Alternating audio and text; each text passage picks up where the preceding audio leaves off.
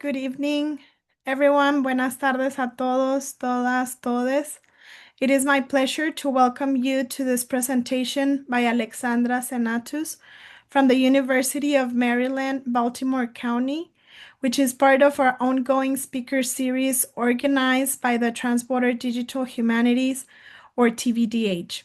I'm Silvia Fernandez, Principal Investigator to establish a center consortium of TBDH, a Mellon Foundation funded initiative housed at the Interdisciplinary School of Engagement and the College of Liberal and Fine Arts at UT San Antonio.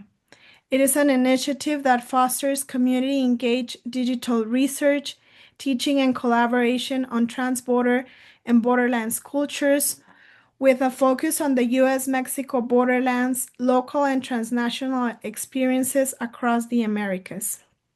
Rooted in critical border studies, translanguaging and heritage languages, ethnic and race studies, and gender and sexuality studies, responsible computing, and digital humanities, TBDH supports scholars at all levels through mentorship, training, digital resources, and expertise exchange. By bringing together interdisciplinary researchers, educators, and community partners, TBDH seeks to expand ethical and responsible approaches representing the U.S.-Mexico border and border stories in general in the digital cultural record. I'd like to extend a heartfelt thank you to everyone who has supported this event, from our founders, TBDH co-PIs, and fellows, speakers, and contributors. To those who are watching today, gracias, thank you very much. I will pass the word to Elisa, one of our Spanish MA fellows, who will introduce Alexandra. Good afternoon, everybody. My name is Elisa Castro. I am a student here at UTSA on my very last semester. It is truly a privilege to introduce Alexandra Cenatus. She is a PhD student at the University of Maryland, Baltimore County. She currently serves as a director of programs at Maryland Humanities, where she designs and implements public humanities programming with an emphasis on inclusion and accessibility. Her doctoral research examines Haiti's shifting social landscapes through the lens of Haitian food waste, offering new insights into the intersections of culture, identity, and memory.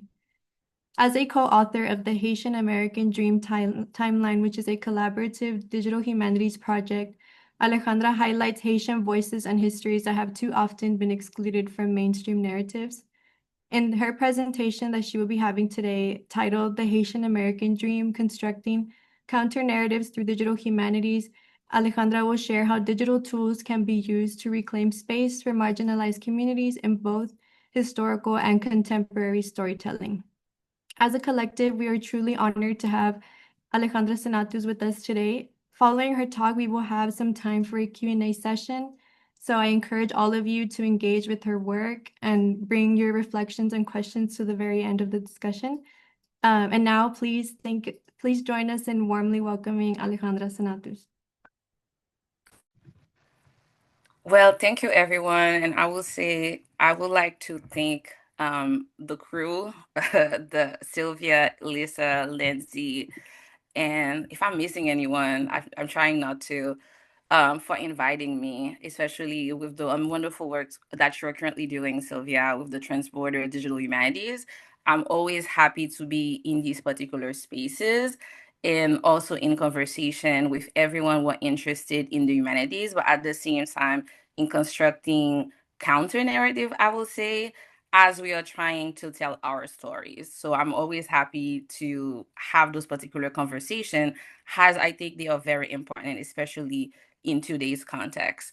So as I mentioned, my name is Alexandra Cenatus. And what I'm going to do today is sort of provide you some overview first of kind of like the story of Haitian migration to the United States. At the same time, kind of like I will spend a lot of time talking about process. And then from that particular process, I'm going to dig into the archive that I was responsible for. At the same time, I will share some of the challenges that I've encountered in navigating this specific archive. Then I will use some example from the Haitian American Dream Timeline to sort of give you more in-depth context in terms of how I was able to construct those particular counter narrative.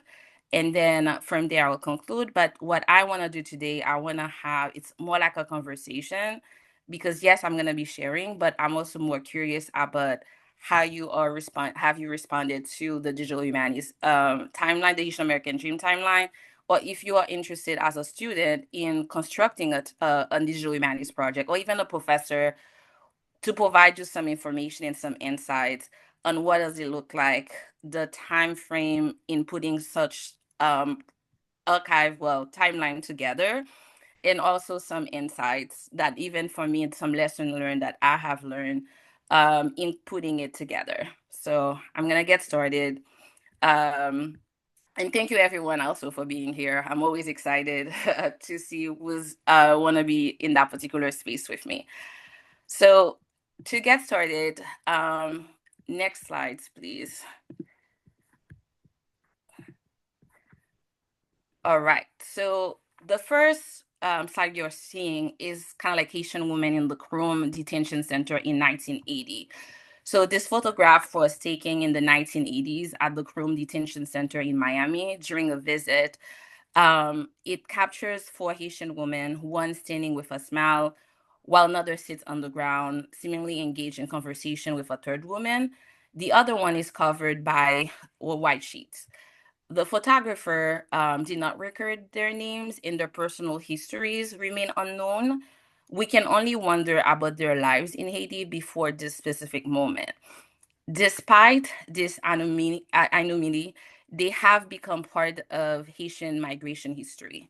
What we do know is they were detained and, in all likelihood, deported back to Haiti. This picture was actually taken and captured by Gary Monroe, who actually has a collection of photographs in the Duke University Library digital collection. So he did not name who was in these pictures, but we can only imagine. Next slide, please. Second slide. So Thomas Jean. So this is the story of Thomas Jean. So Thomas Jean, 49, left his wife and son in Haiti. And if he's able to start a new life in the US, he said he plans to bring his family. He said he left because of the political turmoil in Haiti. In Haiti, there's a lot of problem. That's why a lot of Haitians are leaving, because they are looking for a better life, he said. He said he studied history with money, legal papers, and other personal belongings. By the time he arrived in Del Rio, he said he only had his passport and enough money to buy deodorant in Ciudad Acuna, where he was also scavenging for scoreboard. There were a lot of problems coming through South America. There were criminals, the police, and immigration, he said. Robbers demanding my money and took a lot of my paperwork. So this story was shared was written by Jordan and James from the Texas Tribune. Next slide, please.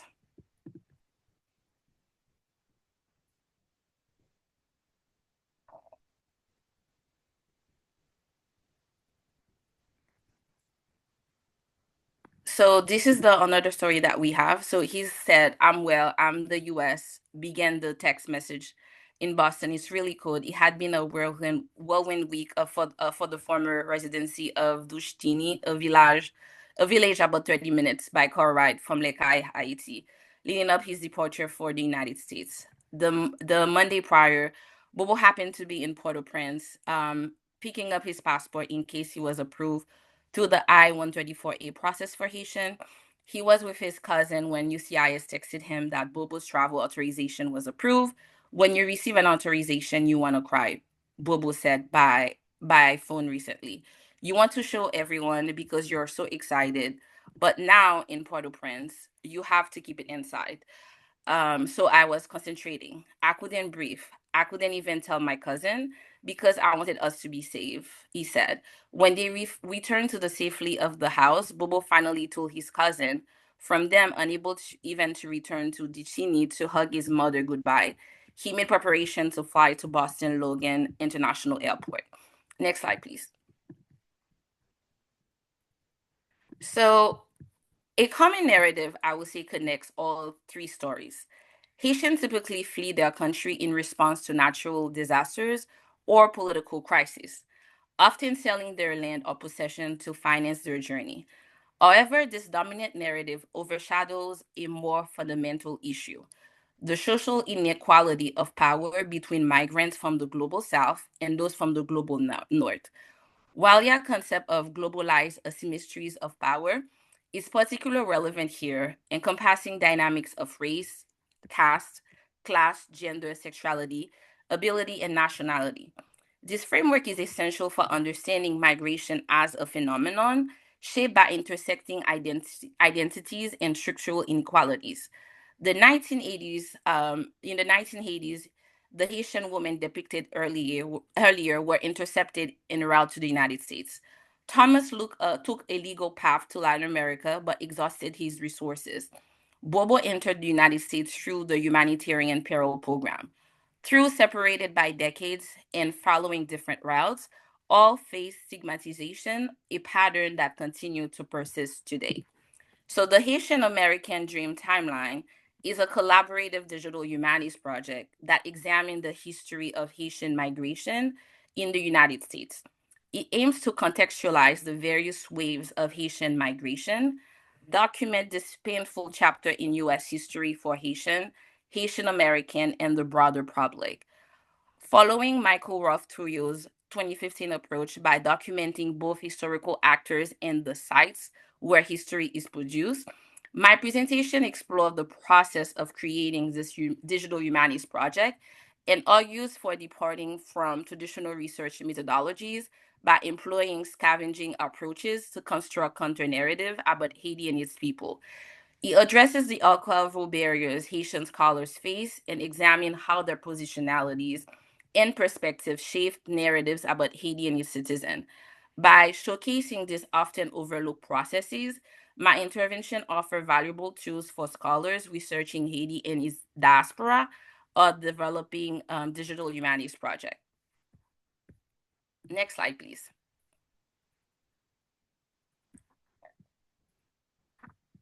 All right. Archives are repositories of historical memory, preserving experiences through various forms of documentation. This collection contains far more than simple records. They are ecosystem of knowledge that encompass manuscripts, photographs, government documents, personal letters, audiovisual materials, or digital files that tell stories.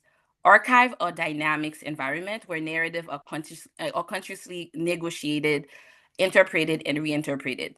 I see Haitian immigration to the United States as an archive filled with dominant narrative that communicate a specific story about Haiti and its citizen. Next slide, please.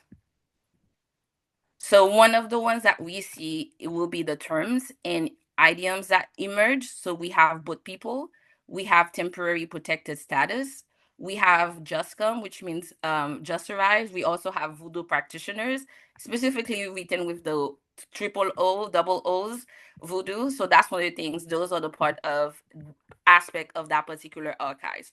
So, for instance, the term boat people emerged from the significant wave of Haitian immigrants who risked their lives through risk perilous sea journeys to the United States during the 1980s and 1990s. Haitian immigrants became associated with TPS, temporary protected status, when the Obama administration granted the status in the aftermath of the devastating 2010 Haiti earthquake, a protection later continued by the Trump and Biden administration. The terms have now become a part of the lexicon of Haitian migration to the United States. Next slides, please. Haiti's current archives has statements, articles, or speeches that formulate discourses on Haitian. This archive is largely dominated by comments spanning multiple historical periods in statements such as the Centers for Disease Control and Prevention in the 1980s guidance that categorized Haitian as a high-risk group for HIV, which became known as the 4H, including homosexual, hemophiliac, heroin users, and Haitian. These narratives have tangible social consequences that extend beyond this discourse. Haitians were prohibited from donating blood to relatives, faced job discrimination, experienced widespread bullying, and now some are planning, for instance, to leave Springfield, Ohio, or trying to leave the United States. Next slides, please. Awesome. This archive also contains visual representation that communicate systemic marginalization and racial violence against Haitians in their bodies. The September 19, 2021 incident in Del Rio, Texas, where Border Patrol agents on horseback were photographed appearing to whip Haitian immigrants attempting to cross the U.S. border, exemplify how images communicate power dynamics and racial hierarchies. Although the Biden administration investigation found no intentional misconduct, as they say, the circulating image embodied what scholars Huber and Solozano describe as systemic everyday visual assaults that are layered, cumulative, and based on race, gender, class, sexuality, language, immigration status, phenotype, accent, or surname and function to keep those at the racial margin in their place. Such imagery function as a form of social control, serving as a symbolic barrier that communicates clear messages of exclusion, othering Haitian immigrants, and signaling the potential consequence of challenging established immigration and racial boundaries. Next slide, please. So before I begin with the scavenging, so I'm also going to talk about the current archive also exists through mini repositories like George A. Smathers Library that reinforce the production of dominant narrative through scholarly work. Analyzing these archival records, whether from inside or outside of Haiti, whether in popular culture or in official repositories, requires no way of thinking about Haiti beyond the dominant stories, statement, images, or records found in this collection. Scholars must seek out ways of knowing to produce counter narrative, such as interviewing, in my case, interviewing Duvalier survivors or examining survivor created digital repositories and navigating the landscape of collective silence to produce counter narratives found in the Haitian American Dream Timeline. So, in my work, I had to navigate the landscape of collective silence to produce counter narrative that I'm gonna now talk about. So the first one is scavenging as a methodology will be my approach. So research methodology encompasses the approaches scholars employ to investigate questions, generate knowledge, and disseminate findings. For researchers studying marginalized histories such as Haiti, traditional research methods that prioritize primary sources become problematic when historical records are saturated with colonial or dominant narrative and marked by systemic erasure. Haitian scholars confront a particularly challenging archival landscape. Historical documentation is predominantly filtered through French colonial perspective. So if we are talking about Haitian history, that was before, like around before 1804, and after 1804 to some extent. So that's one of the ones that you find. Access to elite familial archive is preferentially granted to non-Haitian researchers. So that's also one of the challenges that Haitian researchers may experience. And countless records have been decimated by natural disasters like the devastating 2010 earthquake, as well as deliberate destruction by Haitian government officials and gangs. So that's also sometimes the state themselves may want to destroy some archives because they don't want to be held accountable. So the absence of and restricted access to primary sources become more than a methodological obstacle. So it represents a profound statement about power dynamics and the ongoing violence inherent in colonial knowledge production. So for Asian scholars seeking, as Gina Ulysse articulate, to move away from narrative that reduce Haiti to simple categories and in the process dehumanize Haitian, employing alternative research strategies to locate fragments of Haitian history which remain dispersed and scattered across various sites become essential. So scavenging offers one such promising approach. So, in ecological contexts, scavenging involves the detection, acquisition, and consumption of animal carcasses that have died from natural causes, disease, or accident. Scavengers fulfill an essential role in nutrient cycling within ecosystem by breaking down dead biomass and returning valuable nutrient to the soil and broader food web. The efficiency of this process depends on multiple factors, including environmental condition, scavenger diversity, and competitive interaction among species competing for the same resource. So, in the context of conducting research, especially in my case, conducting Haitian research, so our role, our essential role, like similar to what they have to fulfill in nutrient cycling within ecosystem. So we have to break down a lot of paperwork. We have to break down a lot of research, a lot of books that have been written of Haiti, a lot of statements that have been written of Haiti. But the way we can actually we can become efficient in that particular process depend on the condition. That means getting access to certain archives. It also, I believe, depends on the researcher's positionality, what story we want to tell about Haiti, why is it important to us. And also sometimes it depends, well, most of the time it depends on the resources that we have. So in my case, one of the reason I was able to do this particular timeline was because we received funding from the Mellon Foundation that allowed me to gain the time to actually conduct that particular research. And it took us, I would say, a year to actually conduct, to put together this specific timeline. So in order for us to get to that particular product, there's different layers of factors that we also need to consider. And I think in my case, I would say the researcher's positionality and the funding were very essential in that particular aspect.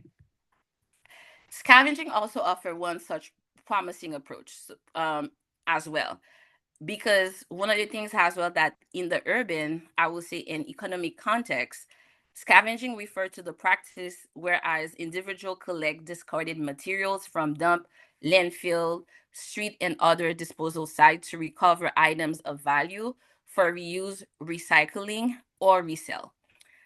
This process typically involves manual sorting with minimal protective equipment, exposing scavengers to significant health hazards, including toxic substances, sharp objects, and unsanitary conditions.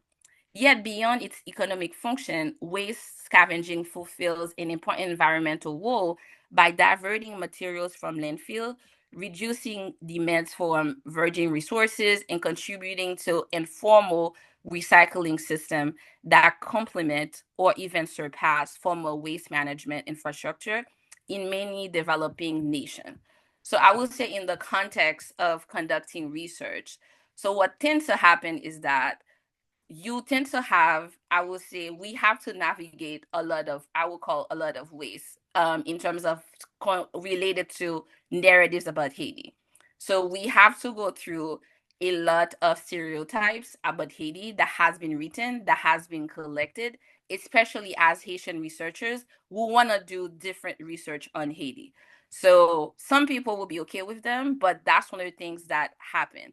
And I think one of the things that we also have to consider, because one of the process of scavenging is the it involves a manual sorting because we have to go through a lot of materials, and we also get exposed to significant health hazards. And I will say in my case, in conducting research on the Haitian American Dream Timeline, it definitely affected my it definitely took a mental toll on me.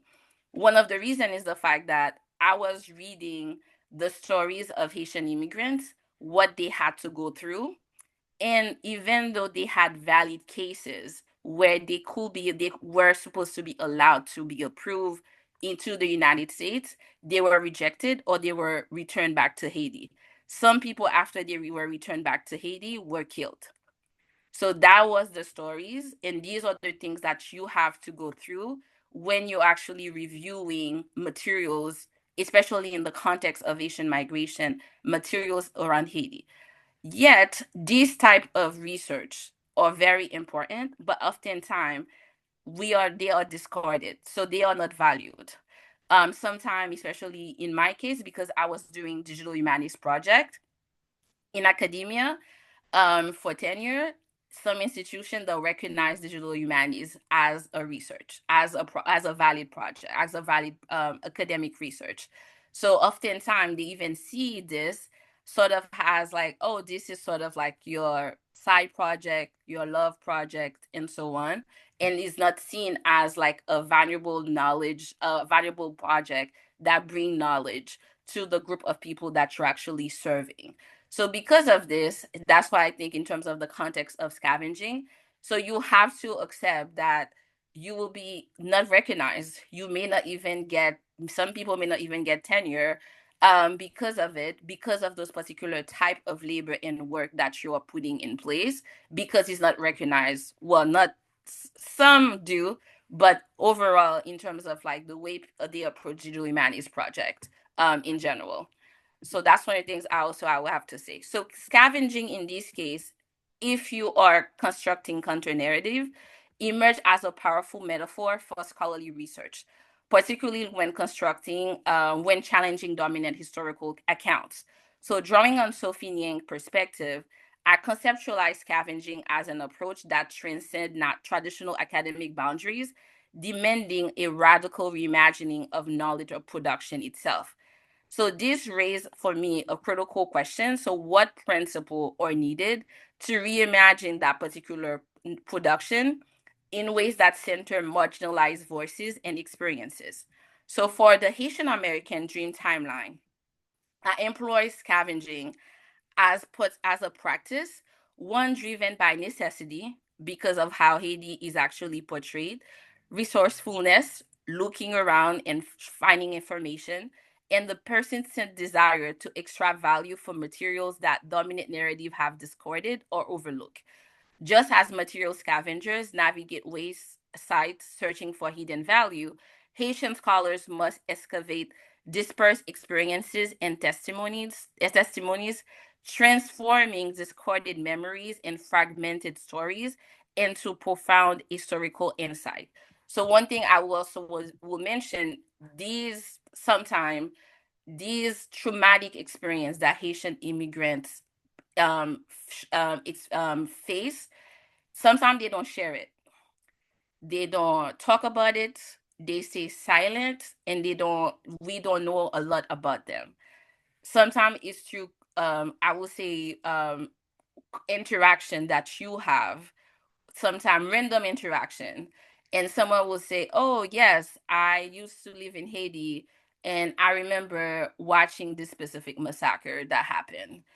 Randomly they will tell you this information, which to me as a researcher is very important, but in their view they will say, oh, it's nothing, it's not important. But for me it's important because these are the pieces that will allow me to put together these particular counter narrative that I was trying to assemble in a way. So this research process itself becomes, I would say, an act of narrative reconstruction that Hartman usually talks about, requiring scholars to sift through and interrogate dominant narrative perpetuated not only by colonial institutions, but sometimes by Haitian scholars themselves who have internalized these frameworks, but at the same time is also unpacking the silence that the community that you are serving as well pretty much continue to maintain because they don't want to share, they don't want to go back into those particular traumatic experience, which I also understand because it was a lot in a way. So next slide, please. So I'm going to talk to you about my archive that I had to work with. So the archive was through Judge Ace Matters. So George Ismathers studied law at the University of Florida and credited for his accomplishment as well as long-lasting friendships. Upon graduating from UF, he was elected to the United States House of Representatives, serving 2 terms, and then became a senator in the 1950s. He served as a chair of the Senate Foreign Affairs Committee, earning the nickname Senator of Latin America. After his retirement, he donated to the university his foreign affairs papers, which contain a wealth of information about Latin America, including Haiti. Smatter's action is part of the record keeping process in which institutions such as the National Archive keep track of the U.S. politician records. In this scenario, Jurgen and Carabinus point out that there is something inherently colonial about record keeping that cannot and should not be removed and yet must be decolonized. This mode of record keeping, although common in the US, is illustrate established institutional mechanism to keep, study, and renew hegemony. So my journey to become the curator of the Haitian American Dream Timeline is an essential component of understanding how my research engages with the content of the George A. Smathers materials. So for me, I grew up in Port-au-Prince, Haiti. I then migrated to Miami, Florida, the mecca of Haitian immigrants living in the United States. I moved to Gainesville, Florida in 2014 to pursue my bachelor degree in political science at the University of Florida. As I left Pembroke Pines to live in Gainesville, Florida, I saw the changes in the landscape that will become my new home, leaving behind traffic jams to spend less time commuting to school or running errands. I also noticed fewer people of color owning businesses or walking around the city despite having a similar percentage of the Black population. As someone who was Haitian and was trying to find community in a city that was different from what I used to, I joined the Club Creole, the U.S. Haitian Studies Association, and then became its cultural director. As part of my role, I designed public facing activities at Club Creole, such as one day exhibition at the University of Florida Black Institute to showcase facets of Haitian culture. The process helped me explore my ideas, take risks, and challenge my bias based on the feedback I received.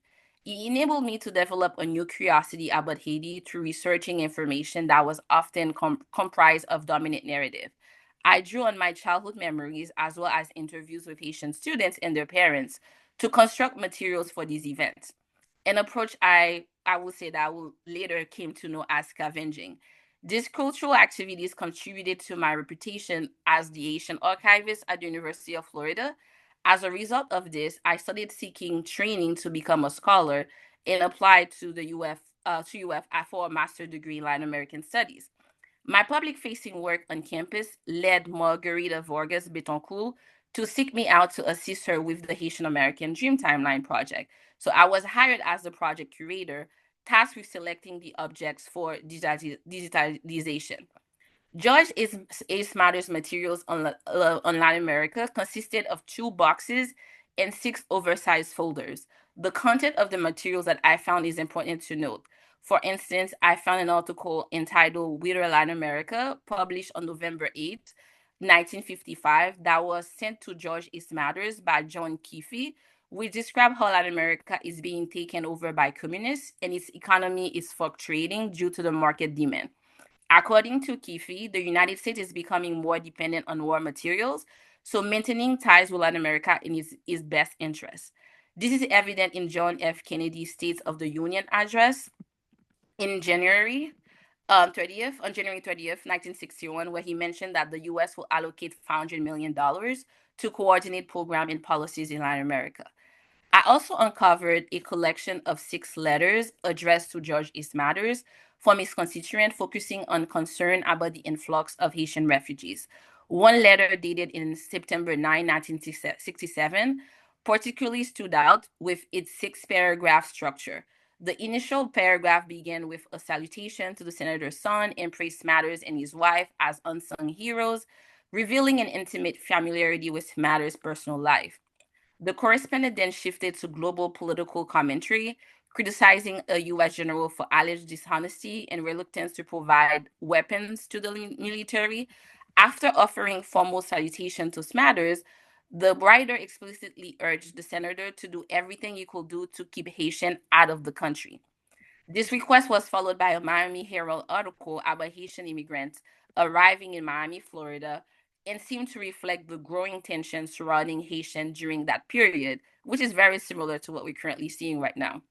The majority of Smatter's material concentrated on U.S. foreign policies, his constituent complaints, or his visit to Latin America.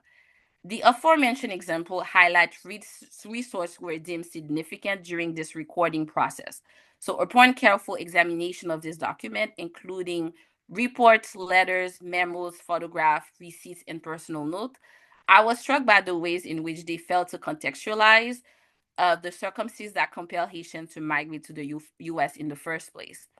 So I had two options to either showcase these materials as they were or provide insights from other sources.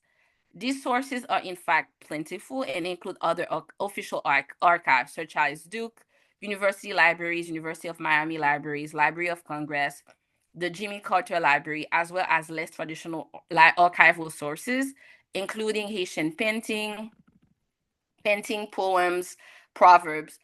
Through this process, it became clear how a researcher gaze and positionality can influence the development of an archive. So, what I'm trying to draw here is that a person positionality, which I view as the different layers of one identity that shape their experience and understanding of the world, also determine who can access the archive. So Anibal Kiano argues that colonizers have historically appropriated knowledge from colonized people for their own material production. When the colonized attempt to access this knowledge, they often find it restricted or inaccessible. When access is granted, the colonized typically receive only carefully curated portion of colonial knowledge. As Maldonado Torres elaborates, even when the colonized successfully acquire knowledge, their contribution and insights are frequently dismissed.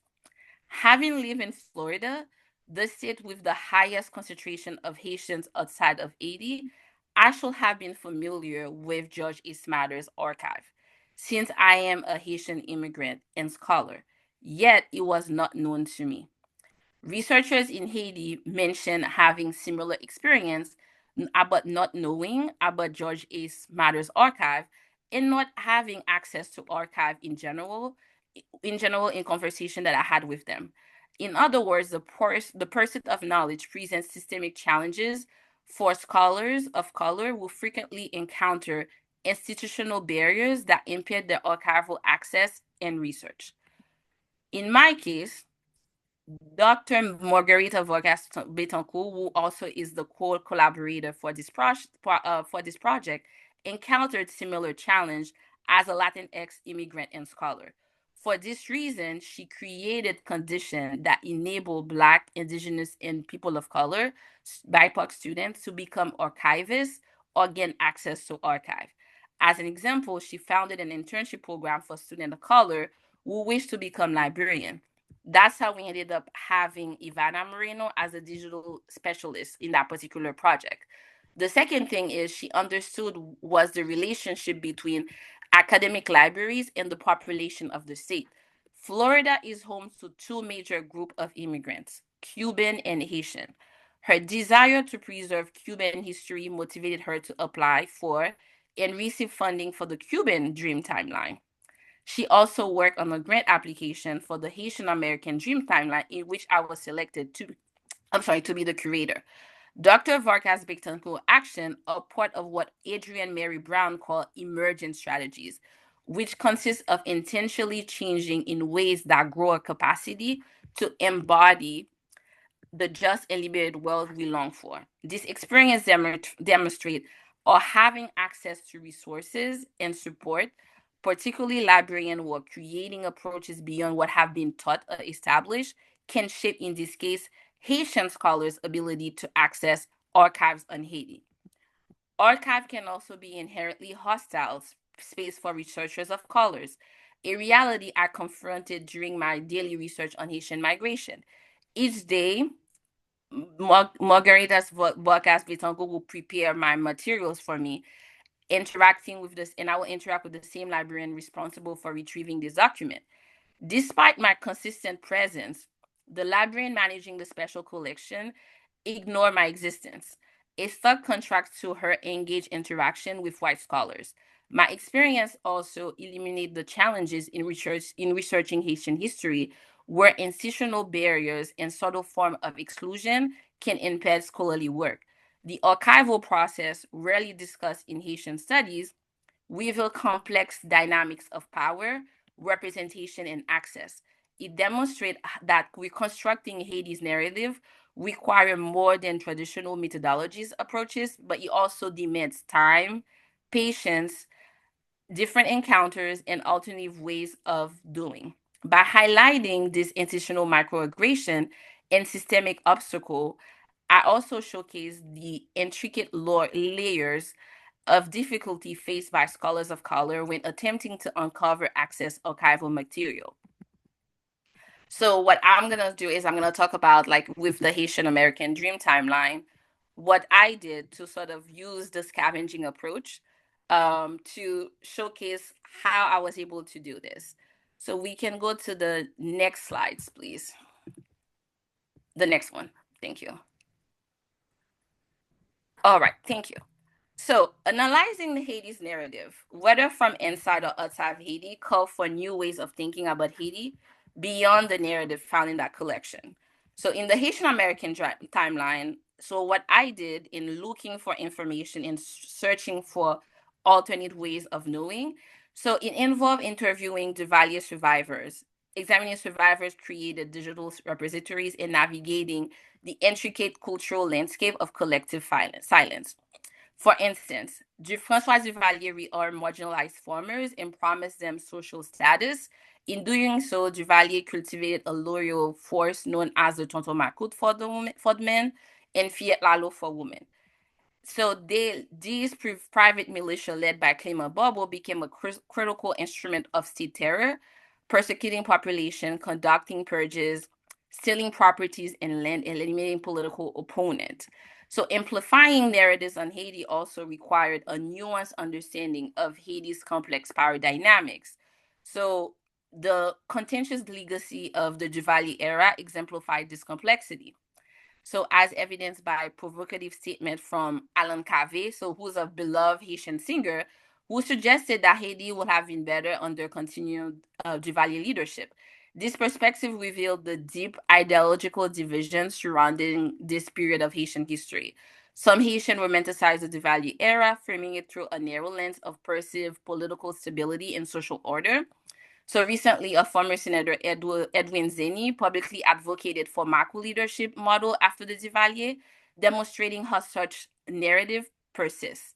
These supporters construct an idealized narrative that erases the regime violence and human rights abuse. Such narratives not only sanitize a brutal political period, but also demonstrate how dominant power structure perpetuates selective historical memory. So the question is, what voices do I amplify and at what cost? So in challenging the sanitized narrative of the Duvalier regime, I sought to amplify the voices of who suffered under the regime oppression. For many Haitians, the Duvalier era represents a time of trauma marked by torture, social injustice, mass killing, and forced migration that devastated families.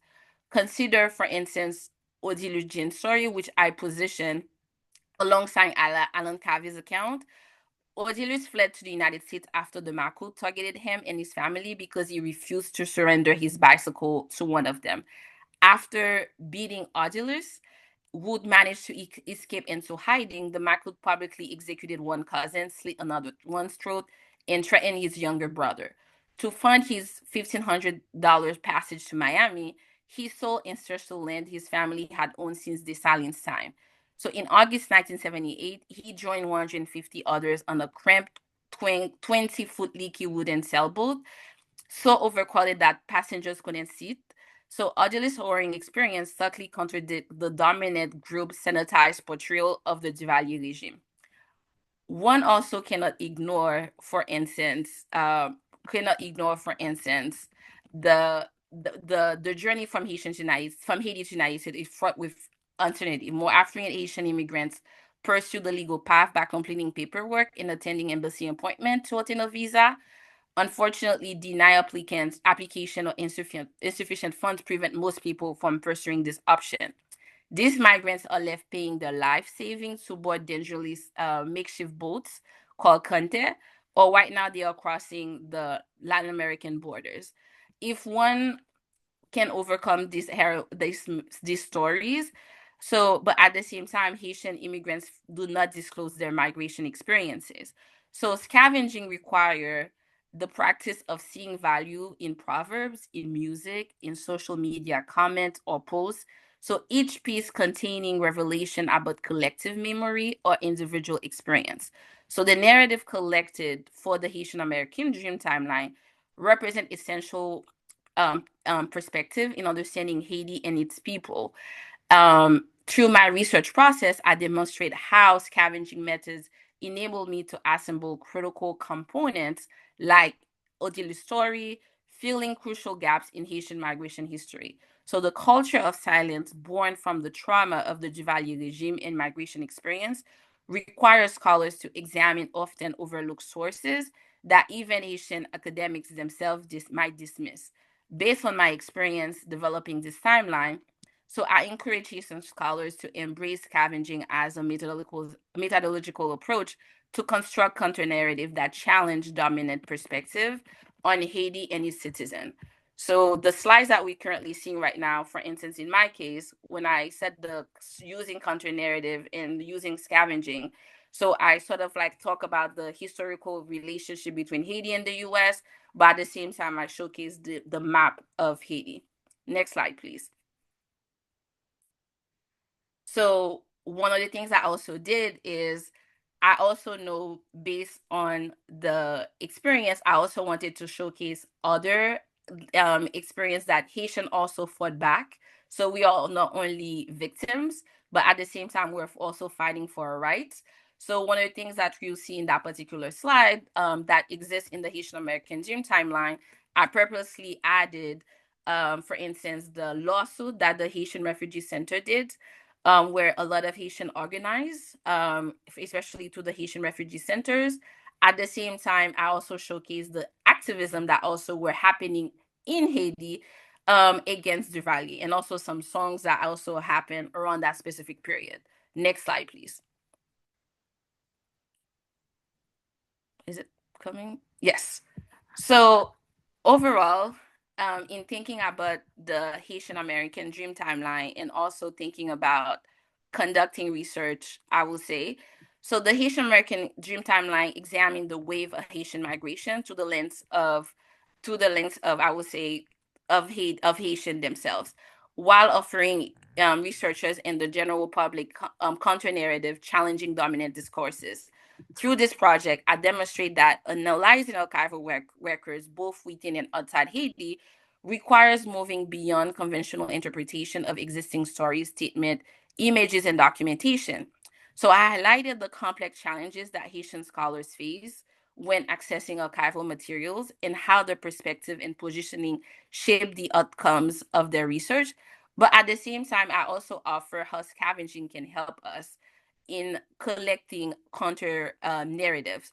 Through reviewing the processes of the Haitian American Dream Timeline, I will say I propose scavenging as an approach that encourages scholars to examine Haiti history beyond the 1804 revolution, but at the same time, for people who want to center their perspective, center their country's history, the tools needed for them to do that.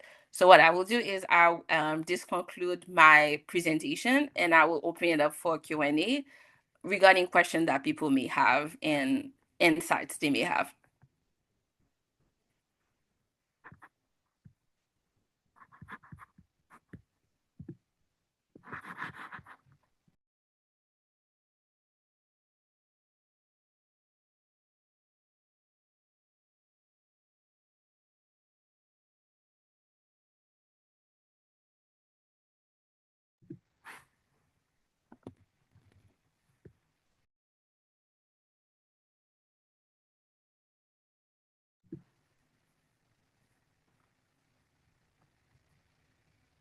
Thank you, Alexandra, for this insightful conversation. I do some community archive work myself, so I really found a lot of your theories and your positionality to be incredibly relevant to what I have seen throughout my process, especially when you were talking about the interviews and how you sort of became the Haitian archivist, like you were doted that title by the work that you were doing. And I was really interested in what you were saying, how certain conversations brought up these narratives that you were looking for, but a lot of the times they were very traumatic and very difficult. So I was wondering what your process was when deciding which parts of these interviews or these testimonies to include without um, overly censoring them, and also participating in this what you called the culture of silence. Sure, definitely. So one of the thing is, I think for that particular process is that the more I could find them, those stories, because remember, a lot of those stories, you don't have a lot of them. So we don't have a lot of research on Haitian immigrants, especially well, on Duvalier, on the Duvalier era. We have books that have been written talking about what went wrong, what happened with Duvalier, and so on. I know that there's a new book that came out, especially about killing the elite. So how Duvalier participated in killing the elite, but at the same time, the person that have done a lot of delve research in collecting information from the victim has been Celia Romulus. So we don't have a lot. So sometimes the way those stories emerge is random conversation, or maybe on Facebook posts where, like, for instance, where people will say, oh, we're remembering like what happened during that specific time, where someone will say, oh, I remember this. Or maybe, for instance, as I'm interacting with my dad, his friend or him or my dad himself will talk about, oh, this is what happened, or this is the song that we used to listen to. So it also involved me collecting this information, and also sometimes going online to see if anything exists, so I could actually tag them or connect them to this specific timeline. And remember, also the timeline is ongoing, so it's not static. And that's something that we hope to continue building. But I don't think we haven't done a lot of work after it was done. I think we were because it was during COVID. I think after we were like all exhausted and we're like, we are done. But we haven't been back to it. But it has been, but I think a lot of the time, whenever we find it, we also value and try to capture it as much as possible, because there's not a lot of them, I will say. Thank you. We have a question in the chat by Cristina, and she's asking, when did you begin to shift your focus from political science to Haitian migration stories? And she says that your work was really amazing. Thank you so much, Cristina, and thank you everyone for the wonderful comments. I'm seeing them in the chat. I will say the reason why I actually changed my major from political science and decided to go to Latin American studies because of that reason. Because when I was in political science, it was all quantitative research. It was all about stats. And for me, well, while I like stats as well, I know from a humanities lens, people are like, wow, you love numbers. Yes, I do.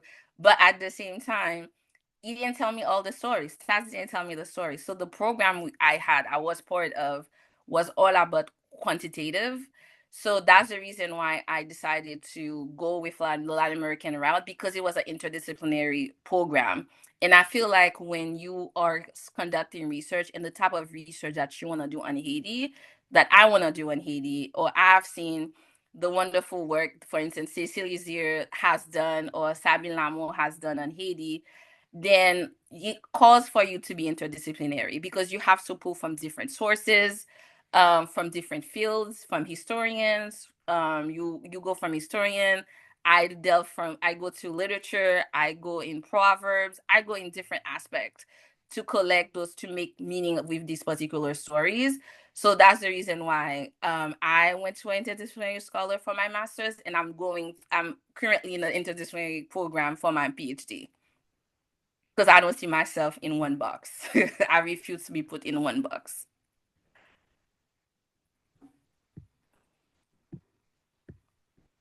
We have a question, or Laura's raising her hand. Laura, you can go ahead and ask. Oh yeah. Thank you so much for the amazing presentation.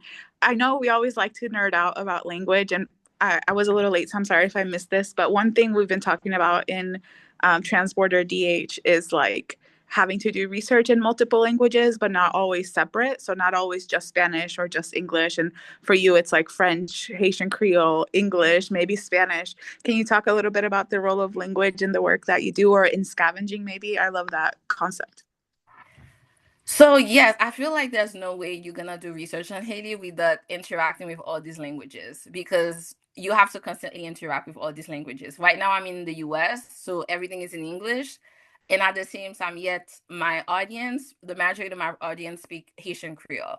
So definitely, it definitely involves a lot of translation in my brain, interpretation in my brain, I will say, because I will get all my materials in Haitian Creole mostly, but a lot of academic works, Haitian academic works, are either written in English or I will say in French, right?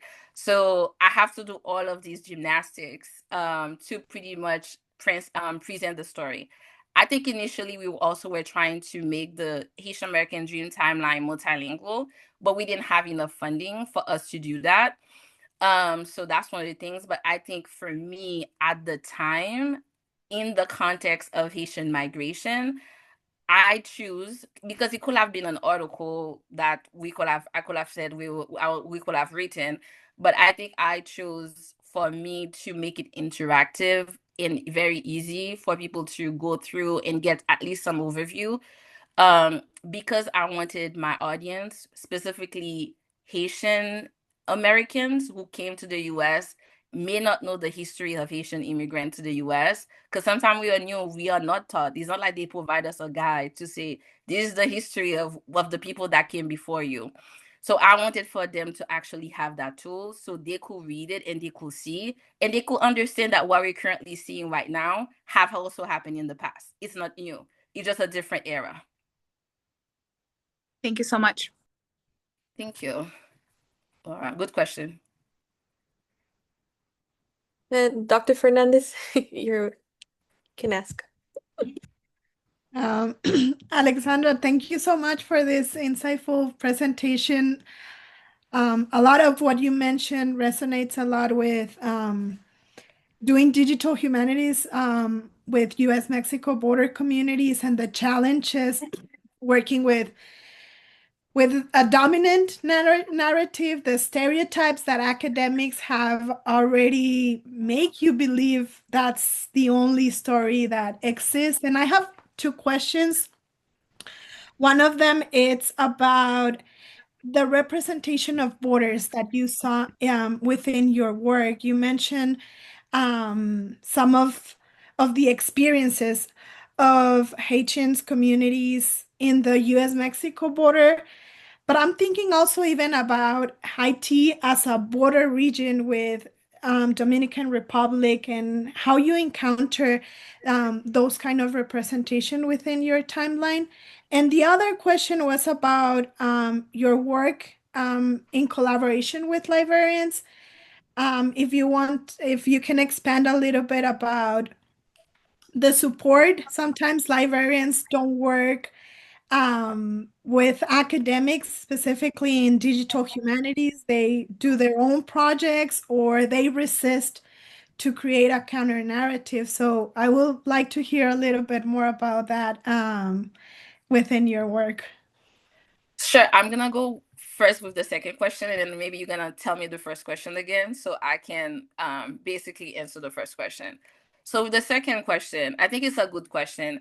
And I think even for my work in the humanities myself, is really about, I really believe that in the humanities, our job is as academic is to dismantle the barriers that the humanities have and the stereotypes that humanities have. So yes, I'm always about advocating for the humanities, but at the same time, I also acknowledge and understand we are can be elitist, in a way. We can be racist. Well, we can be. We are in we are classist. There are so many isms that also exist within our field, and I think it's also our job to dismantle those particular aspects.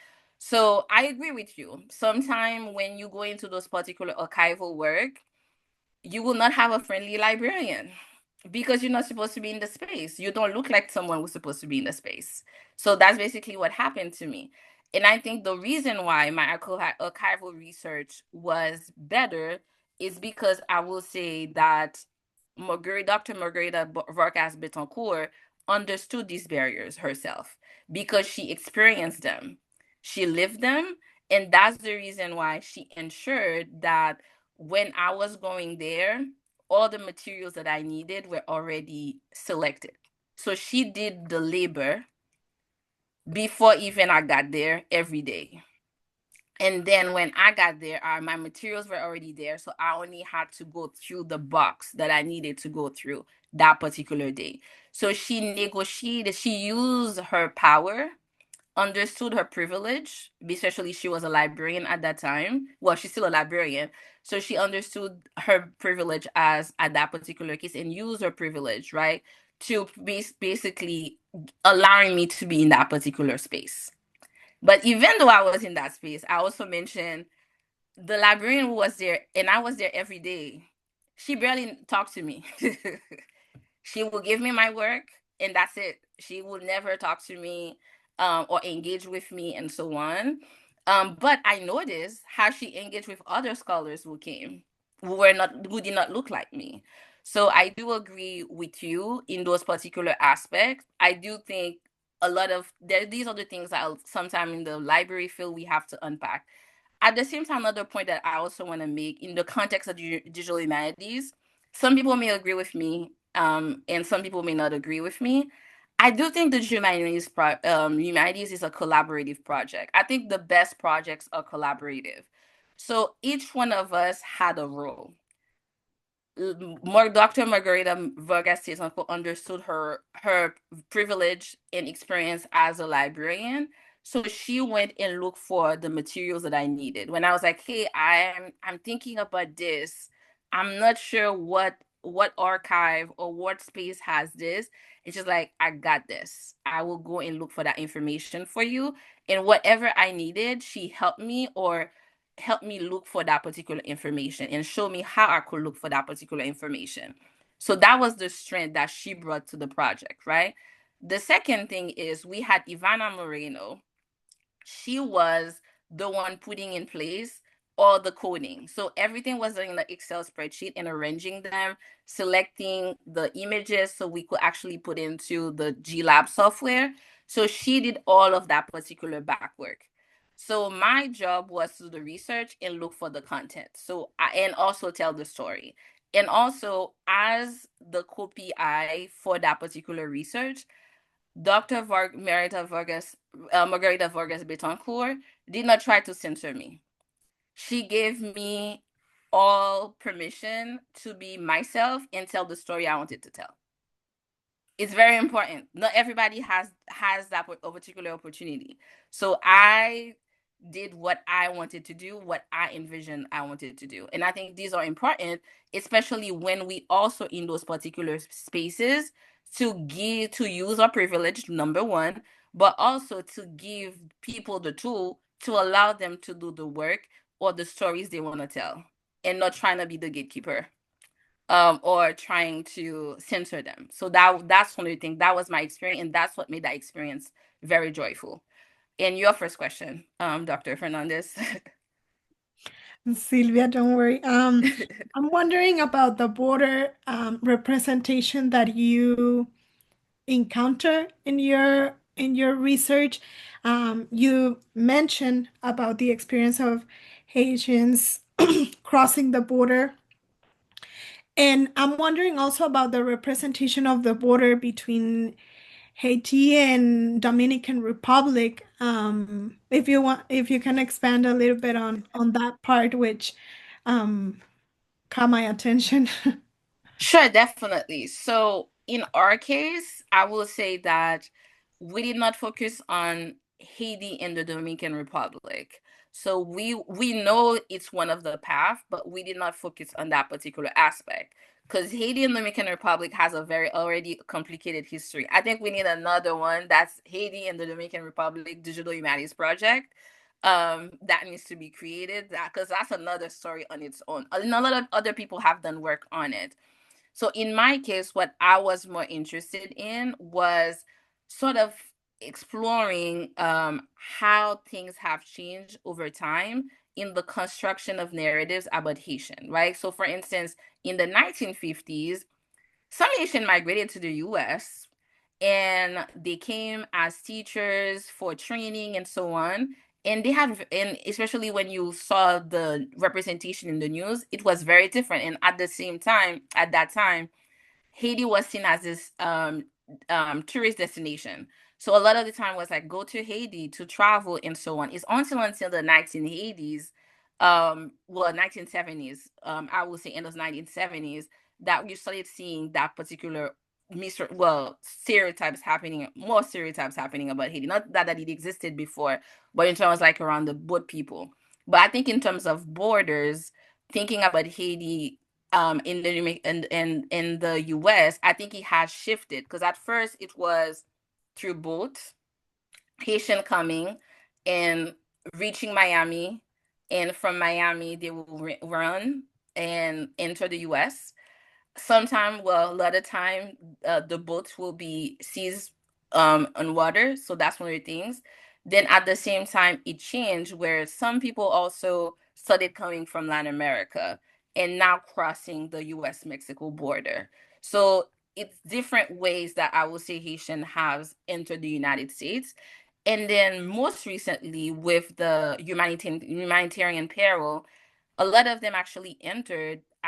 They entered legally, where they were approved, and people sponsors submitted that information for them. They got approved. A lot of people came from by plane. They came, they've submitted the information, and they were authorized to join the United States. So it has shifted, but I would say the stereotypes are still present or still the same. Okay, we have another question in the chat. Mayra is asking, what is the next step for this project or your research in general? That's a good question. I would say my next step for this particular project, coming from Miami, is probably exploring another digital humanities project in Miami. The Miami that I knew and I grew up in has changed. So this is a Miami that has been gentrified, and is no longer the same. So I think it's sort of exploring that particular gentrification in Miami as a digital humanities project. I think that's one. But it's not going to happen now because I'm currently doing my PhD. And I'm currently doing my PhD on Haitian foodways and Haitian food. So this is currently looking at Haitian food. So I'm most likely, if I'm doing a project, all my project right now is going to be related to Haitian food. So that's what I'm currently doing. But I think that's something that's currently in the back of my mind, because when I go back to South Florida, it's not the South Florida that I used to see, and it has changed. The places that I used to go they are no longer there. So what does that look like? What does that mean? Reckoning with that particular big change that happened in South Florida. Yes. And then Robert is asking, is there any plans to expand in the future, such as adding materials from additional archives, or interest in including some sort of platform for community members to add to the timeline, either with personal materials or other sources they might be aware of? Yes, I think the issue we had is the fact that, well, I think that's a question we can ask GLab. That's kind of like the software, because it doesn't allow us to do those particular collaborative approach. I think these are the limitation when you're doing digital humanities projects. And that's allow you to do like those contribution and so on. I haven't come across software in that end that are open access, easy, user friendly to use, to do, and low cost to do. But I think that's something I would love to have in terms of adding, or people responding to say, hey, this is the story, this is something that needed to be added, and so on. That also will involve for us to go back to it right now. And I will say that in the context of the University of Florida, a lot of BIPOC folks have left.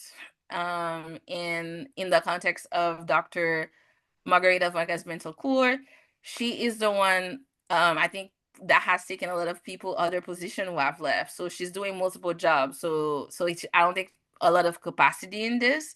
So we did mention we wanted to add more information, more because things have changed, things have being added to Haitian migration. But I think it also involves the capacity, I will say right now. But I think that's something we want to hope to do. Hopefully we can do in the future.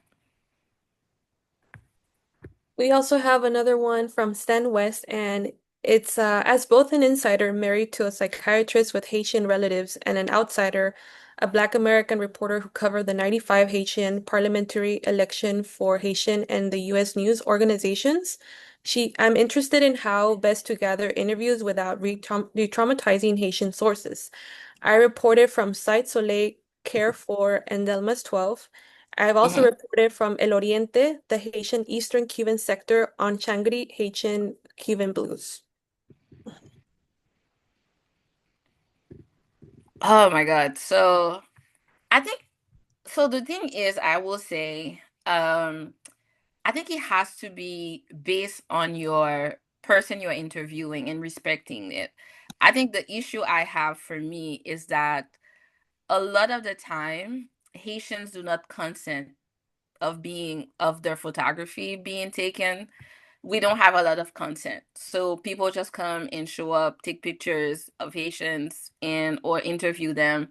They don't know where these interviews are going, where they are being published, in all those particular aspects. I think having the ethical approach is with the people you're interviewing, asking them for the names, telling them where exactly this information is being shared, and also getting their authorization.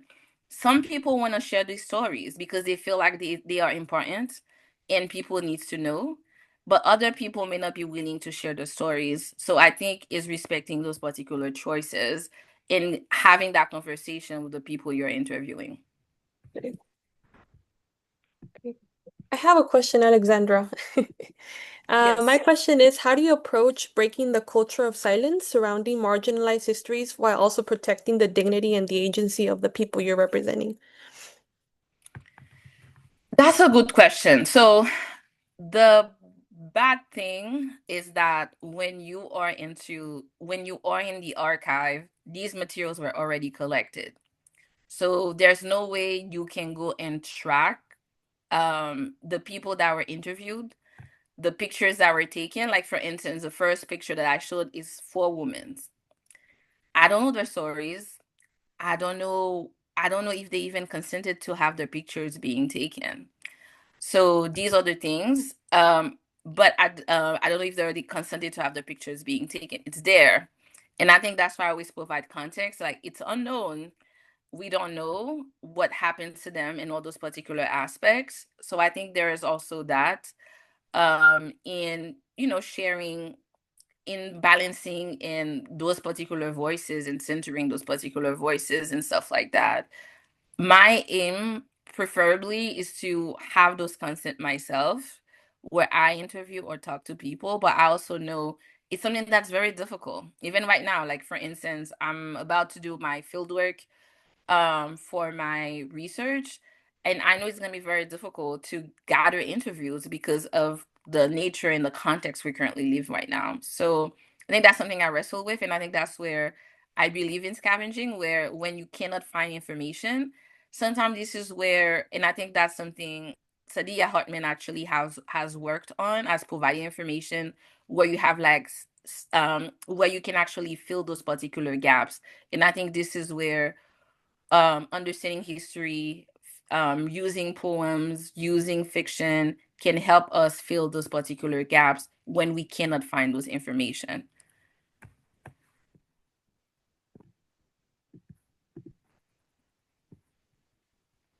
Well, we're a little bit past the time. But if there's any other questions, comments, please feel free to reach out to Alexandra. Thank you so much again, everyone, for joining this evening for the first presentation in our 3-part speaker series. Alexandra, gracias. Thank you so much for your engaging and informative presentation. This presentation will be translated into Spanish and uploaded to the TBDH YouTube channel in the coming weeks to be available in English and in Spanish. We invite you to join us next week for the next talk in our series with Dr. James Yeku presentation entitled Crossing Digital Borders, Digital Humanities in Africa, Africa in Digital Humanities. And you can follow at Transborder DH on social media and visit transborder.org to stay connected and learn more about our work and upcoming events. Thank you again to the Mellon Foundation. Seeing your work, we also see the impact of this kind of funding, and UT San Antonio and the support of our co-PIs and UTSA fellows that were very engaged with your work. Have a great evening, everyone, and we look forward to our next presentation and discussion on Transborder Digital Humanities next week. See you then. Thank you, everyone. It was good to be in conversation with you. Thank you.